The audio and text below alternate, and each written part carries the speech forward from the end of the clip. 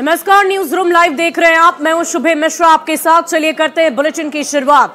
और पहली खबर आपको पश्चिम बंगाल हिंसा से जुड़ी हुई बताएं, जहां बीजेपी कार्यकर्ताओं और नेताओं की तरफ से आज पूरे बंगाल में बंदी बुलाई गई है, जिसका असर भी जगह जगह पर देखने को मिल रहा है।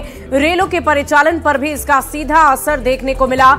जगह जगह पर आप देख पा रहे हैं अलीपुर द्वार पश्चिम बंगाल, उत्तर 24 परगना बंगाल, मुर्शिदाबाद पश्चिम बंगाल, हुगली पश्चिम बंगाल, जगह जगह पर ट्रेनों के परिचालन पर इसका सीधा असर पड़ा है। बीजेपी कार्यकर्ता रेल को रोक रहे, उसके बाद सुरक्षा बल से उनकी झड़प होती है। बंद के बावजूद ममता सरकार के अल्टीमेटम पर ट्रक वाली सड़क पर मौजूद हैं, लेकिन साथ में एक ट्रक ड्राइवर अपनी सुरक्षा के लिए हेलमेट भी पहने हुए नजर आया है। साथ ही बंगाल बीजेपी के अध्यक्ष सुकांत मजूमदार ने छात्रों के समर्थन में बंद का ऐलान कर दिया है और गिरफ्तार छात्रों की रिहाई की मांग की है। बंगाल बीजेपी ने राज्य की सीएम ममता बनर्जी से इस्तीफे की मांग कर दी है।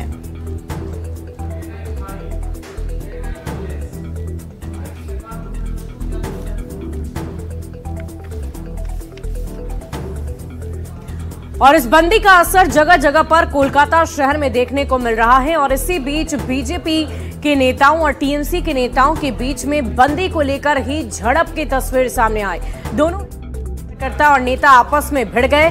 बीजेपी के बंगाल बंद से आम जनजीवन को भी बहुत असर पहुंचा है, प्रभावित हो गया है आम जनजीवन। दोनों पार्टी के कार्यकर्ता आपस में भिड़ गए। दोनों पार्टी के कार्यकर्ताओं के बीच झड़प हुई तो पुलिस वहीं पर खड़ी थी और पुलिस के सामने ही दोनों तरफ के लोग आपस में भिड़ गए।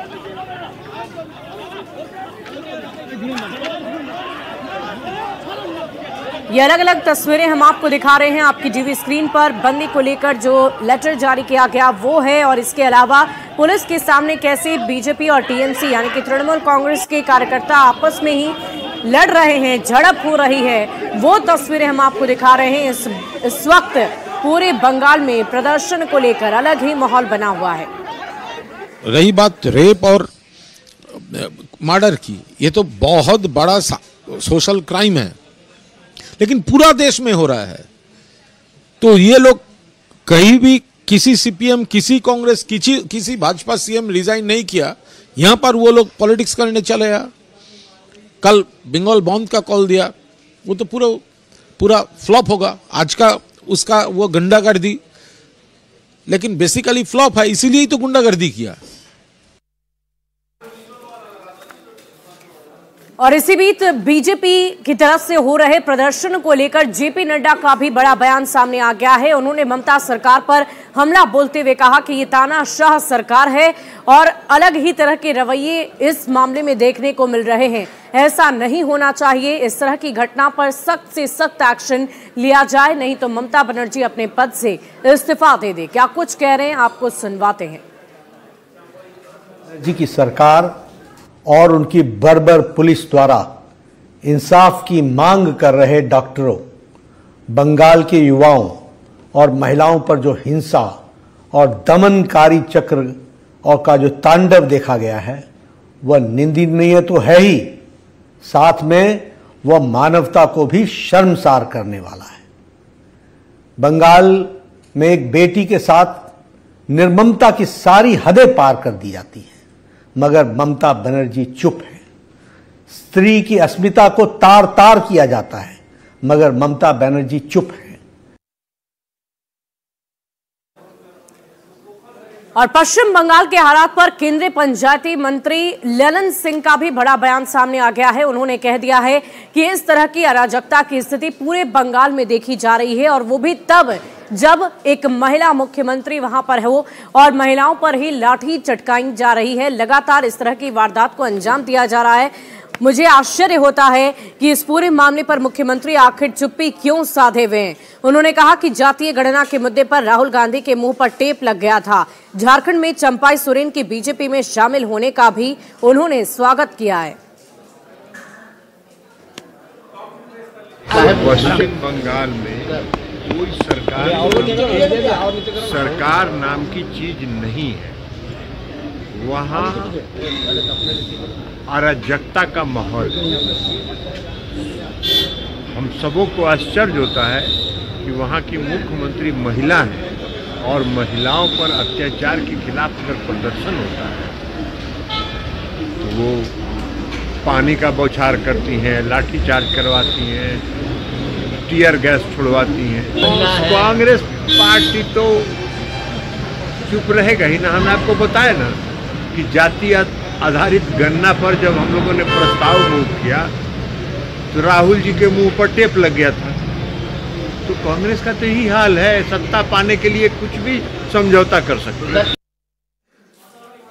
और अगली खबर आपको धनबाद से बताएंगे, जहां लगातार हो रही बारिश की वजह से अग्नि प्रभावित क्षेत्रों में गोफ बनने की घटनाएं बहुत आम हो गई है। ताजा मामला झरिया सिंदरी मार्ग से आया है, जहां पर बारिश होने की वजह से गोफ बन गया है और इससे आवागमन पूरी तरह ठप हो गया।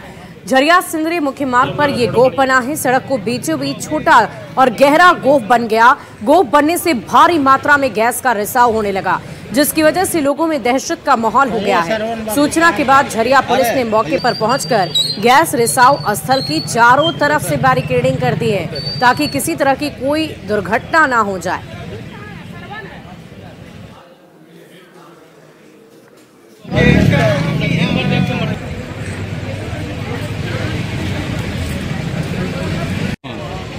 बीस मिनट पहले अचानक से हम लोग रोड पर खड़ा थे। अचानक से देखें कि यहाँ पर 15-20 मिनट खड़ा थे। अचानक से देखें कि यहाँ पर ही गैस निकल रहा है। तुरंत झरिया थाना प्रशासन को हम लोग इन्फॉर्म किए। तुरंत उन लोगों ने तुरंत आया, जांच किया, तुरंत बैरिकेड लगाया।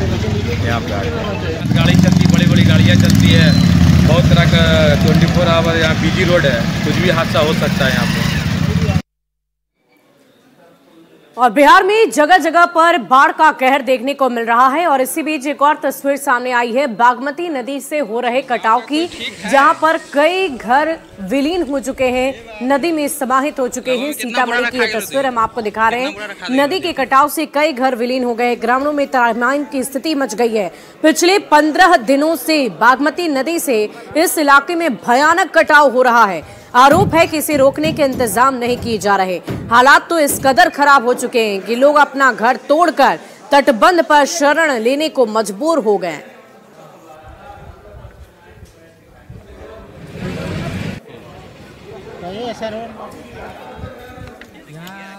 बागमती जो नदी है वो कटाव हो रहा है, कई घर गिर गया है और फिर ये जो घर सब है ये अभी गिर रहा है, देख ही रहे हैं। और यहाँ कोई प्रशासन, कोई नेता, कोई यहाँ कोई देखभाल करने नहीं आया है अभी तक। नदी कटाव कर रहा है और क्या परेशानी हो रहा है? अब कोई रहे के लिए जगह न है। अब ये कहाँ जा तो घर ढह रहा है। अभी फिलहाल घर तोड़ के आप लोग किस जगह जाकर रहिएगा? अभी तो बांध के प्रोग्राम कर दिया। प्रशासन तरफ से रहने की कोई व्यवस्था किया गया है? नहीं ना, कोई विषम व्यवस्था नहीं। और कटिहार के बरारी विधानसभा क्षेत्र में भी कटाव का असर उतना ही देखने को मिल रहा है। लोगों का कहना है कि उन्हें प्रशासनिक सुविधाएं उतनी नहीं मिल पा रही जितने दावे किए जा रहे हैं। उनका कहना है कि बाढ़ पीड़ित लोगों तक सरकार की जो अलग अलग योजनाएं हैं वो नहीं पहुंच पा रही है। लोगों की माने तो प्रशासनिक राहत उन लोगों तक नहीं पहुंच रही। सूखे राशन की डिमांड भी बाढ़ पीड़ित कर रहे हैं। बरारी विधानसभा के विधायक विजय सिंह भी क्षेत्र का दौरा कर रहे हैं। 2 जगह उनके प्रयास से कम्युनिटी किचन की शुरुआत तो की गई, लेकिन वहां पर लोगों को सुविधाएं उतनी नहीं मिल पा रही है।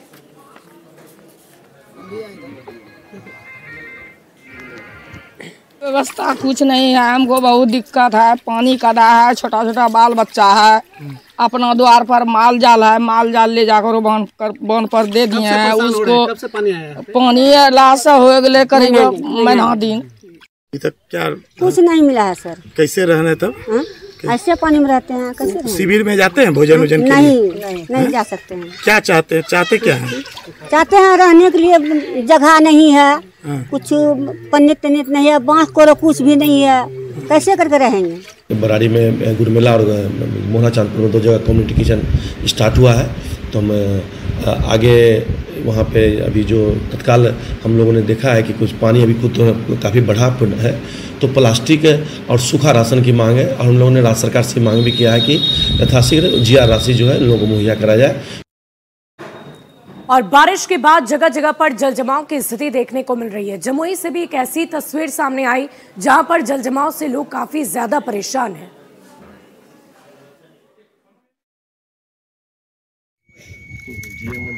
बरसात के बाद जमुई शहर के कई मोहल्लों में जल जमाव की स्थिति है। नगर परिषद का जो दावा था कि जल जमाव कहीं नहीं होगी, वो उसका पोल खुल रहा है। अगर दिखाना चाहेंगे हम तस्वीर, जमुई शहर के वार्ड नंबर 6 का बिहारी मोहल्ला है और सड़क पर देख रहे हैं कि किस तरह से पानी फैला हुआ है। बरसाती पानी है, नाले का पानी है। और वहीं एक तस्वीर और दिखाना चाहूंगा कि जो मोहल्ले का निचला हिस्सा है, कह सकते हैं मुख्य जो बिहारी मोहल्ले का मुख्य सड़क मार्ग है, उससे सटा हुआ ये जो जगह है, देखा जाए तो महीनों से यहाँ पर जल जमाव है। बरसात का पानी, नाले का पानी, सारे पानी यहाँ पर जल जमाव की स्थिति बनाए हुए है। और स्थिति ऐसी है कि लोग महामारी की आशंका से परेशान हैं। डर है कि कहीं डेंगू का प्रकोप इनके घरों तक ना पहुंच जाए और लोग इसके शिकार ना हो जाए। मच्छरों से परेशानी हो गई है। नगर परिषद ने दावा किया था कि इन जगहों पर छिड़काव किया जाएगा, लेकिन वो भी इंतजाम अभी तक नहीं हुआ। अब परेशानी है मोहल्ले के लोगों को कि करे तो क्या करे। हम तस्वीर दिखाना चाहेंगे। एक हिस्सा तो ये है और दूसरे हिस्से में भी देखा जाए तो यहाँ भी देखा जाए तो बीच जो गली है उसके बाद भी यहाँ पर जल जमाव है। और जल जमाव ऐसी हो गई है कि जलकुंभी उग गए हैं। नगर पालिका के तहत जो पदाधिकारी हैं कि जितना नाला बना है एक भी सक्सेस नहीं है। 12 माह जमा रहता है, रोड पर बहते रहता है।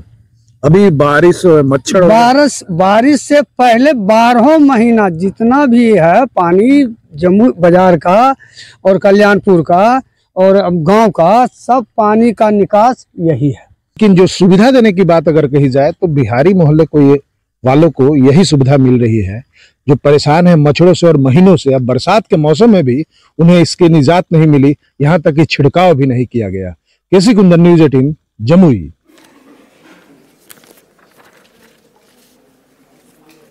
और इसी बीच सीतामढ़ी से आपको बड़ी खबर बताएंगे, जहां पोखर से 4 शव बरामद किए गए हैं। इस वक्त की बड़ी खबर आपको सीतामढ़ी से बता रहे हैं, जहां पर 4 शव पोखर से बरामद किए गए। आपको बता दें कि पारिवारिक विवाद में इस पूरी वारदात को अंजाम देने की खबर है।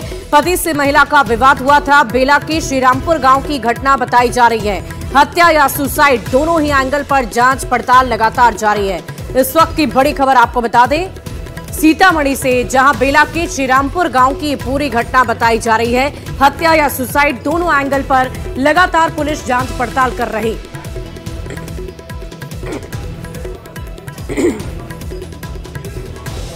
तो सीतामढ़ी से ये बड़ी खबर, पोखर से एक साथ 4 शव मिले हैं। इस पूरी खबर की अधिक जानकारी के साथ न्यूज़ 18 संवाददाता राकेश रंजन हमारे साथ फोन लाइन पर है। राकेश, क्या कुछ जानकारी है? क्या किसी तरह की कोई जानकारी मिल पाई? हत्या या सुसाइड, दोनों एंगल से जांच चल रही है। देखिए, पुलिस का जो कहना है कि हत्या है या आत्महत्या है, इस मामले पर दोनों पक्षों को ध्यान में रखकर इस मामले की तफ्तीश की जा रही है। और सीतामढ़ी के एसपी मनोज कुमार तिवारी के द्वारा इस मामले को लेकर सदर डीएसपी 2 को निर्देश जारी किया गया है कि इस मामले की गहनता से जांच की जाए और हत्या या फिर आत्महत्या, इस मामले की पुष्टि करके जो मीडिया कर्मी है उसको जानकारी देने का काम किया जाए। यह सीतामढ़ी के बेला थाना क्षेत्र के श्रीरामपुर गांव की घटना है, जहां आहले सुबह जब लोग वहां पर पहुंचे तो एक साथ 4 शव को देखा, जिसमें एक महिला है और 3 उसके बच्चे शामिल है। बताया जाता है जो महिला मृतका है वो उसके पति लुधियाना में काम करते हैं और 2-3 दिन पहले ही यहाँ आए थे। और पारिवारिक विवाद को भी इस घटना से जोड़कर देखा जा रहा है कि महिला का अपने पति से विवाद हुआ था, जिससे आक्रोशित होकर उसने इस घटना को अंजाम दिया। तो पुलिस से सभी पहलुओं पर जाँच कर रही है। चलिए, बहुत बहुत शुक्रिया राकेश हमारे साथ जुड़ने के लिए। इस पूरी खबर पर आप लगातार नजर बनाए रखें। बड़ी खबर सीतामढ़ी से अपने दर्शकों को बता रहे थे, जहां पोखर से एक साथ 4 शव बरामद किए गए।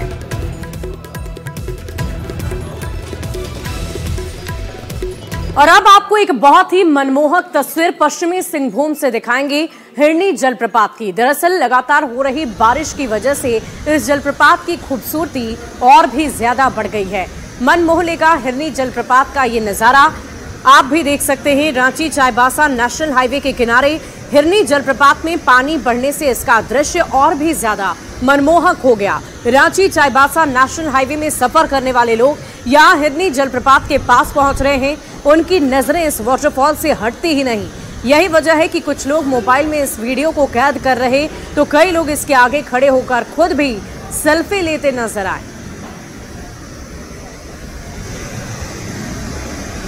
तो तस्वीरें हम आपको दिखा रहे हैं हिरनी जलप्रपात की। इसकी खूबसूरती और भी ज्यादा तब बढ़ गई है जब बारिश होने की वजह से इस जलप्रपात में और भी ज्यादा पानी का बहाव बढ़ गया है। और ये तस्वीरें हम आपको चाईबासा से दिखा रहे हैं, मन मोहने वाली हिरनी जलप्रपात की तस्वीर।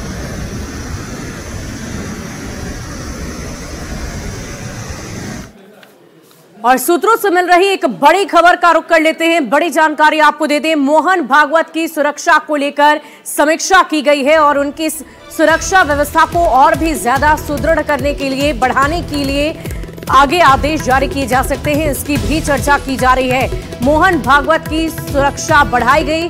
आरएसएस सर संचालक है मोहन भागवत, जिनकी सुरक्षा व्यवस्था को और भी ज्यादा सख्त किया जाए, इसकी चर्चा की जा रही है। कट्टरपंथी इस्लामी संगठनों सहित कई संगठनों के निशाने पर मोहन भागवत हैं और उन्हें अब तक Z+ सुरक्षा मिली हुई थी, जिसमें CISF से अधिकारी और गार्ड शामिल थे।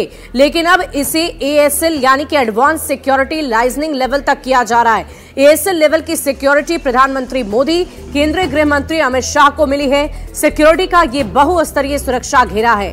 इसमें हेलीकॉप्टर यात्रा भी केवल विशेष रूप से डिजाइन किए गए हेलीकॉप्टरों में दी जाती है और तयशुदा प्रोटोकॉल इस पर लागू किए जाते हैं। नए प्रोटोकॉल के तहत जिला प्रशासन, पुलिस और स्वास्थ्य विभाग सहित स्थानीय एजेंसियां भागवत की सुरक्षा में मुस्तैद रहेंगी, एक्टिव रोल में रहेंगी। इस रणनीति में मल्टी लेयर सिक्योरिटी घेरा, सख्त तोड़फोड़, विरोधी उपाय और किसी भी दौरे से पहले समीक्षा और रिहर्सल शामिल है। इसके अलावा मोहन भागवत के आवास, यात्रा और सार्वजनिक कार्यक्रमों को अब पूरी तरह से इस घेरे के तहत सुरक्षित रखा जाएगा।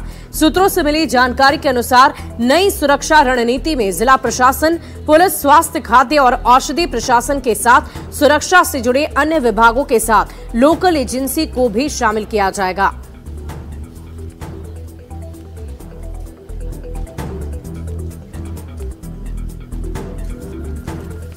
और झारखंड के मुख्यमंत्री हेमंत सोरेन आज एक बार फिर से झारखंड वासियों को बहुत बड़ी सौगात देने जा रहे हैं। मैया सम्मान योजना के तहत एक बार फिर से झारखंड वासियों को उनकी तरफ से सौगात मिलेगी। सरायकेला में आज हेमंत सोरेन का कार्यक्रम होना है, जिसके तहत कोल्हान के सभी विधायक और मंत्री इसमें शामिल होंगे।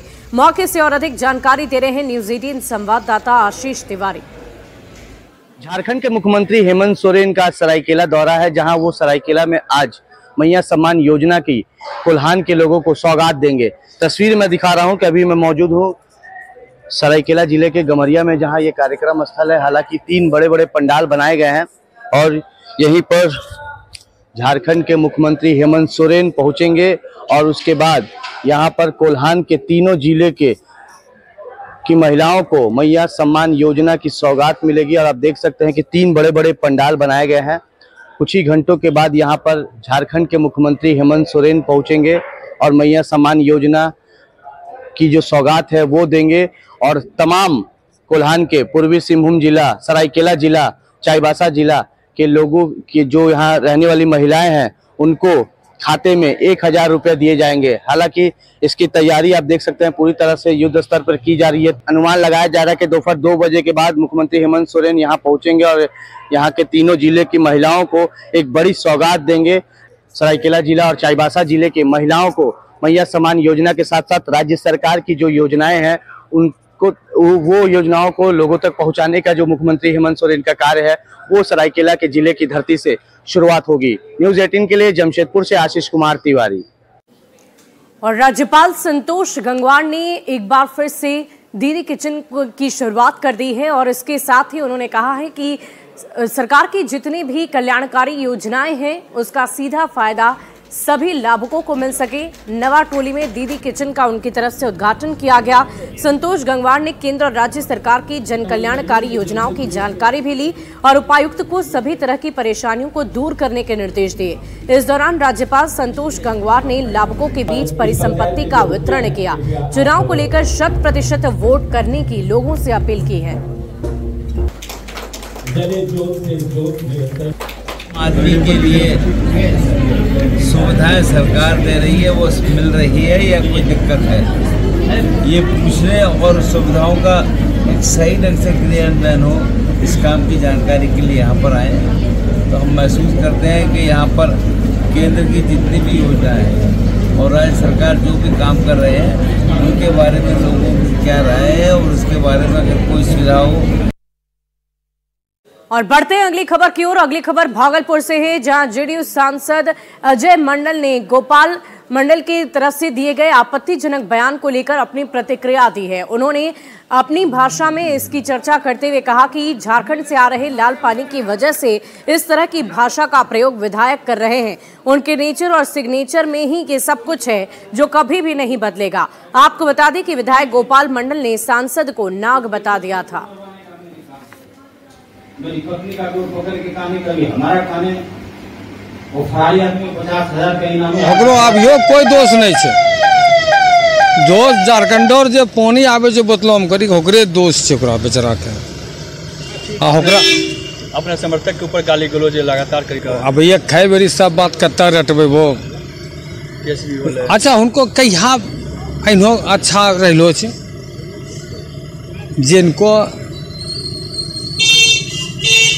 नेचर टेम्परेचर सिग्नेचर है सब नहीं बदले छे। जे उनको पूर्वज रो बीमारी छे हो कैसे बदलते हो तो रहते नहीं तो वह छे। और यहाँ रुकेंगे एक छोटे से ब्रेक के लिए। खबरें लगातार जारी है।